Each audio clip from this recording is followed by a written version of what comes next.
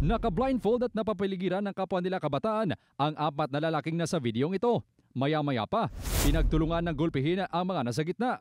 Di lang sila pinaulanan ng suntok at tadyak dahil lang matumba na, inapakan pa sila. Ang nahulikam na pananakit nangyari umano sa Oton Catholic Cemetery sa Iloilo.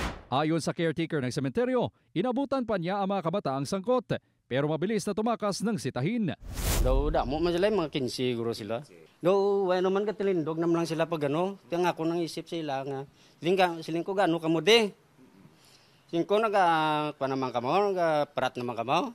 Ayon sa kagawad ng Barangay Poblacion South, hindi mga residente ng barangay ang nasa video. Nasa hinala nila ay miyembro ng gang. First time ina natabo. So amo na gani nga daw kami mismo, wala gid kami ka monitor sina nga no siguro yung mga kabataan subong gang subong nga nagalibot eh. Nag-iimbestiga na rin ang Oton Municipal Police Station kaugnay ng pinaniniwalaang hazing incident.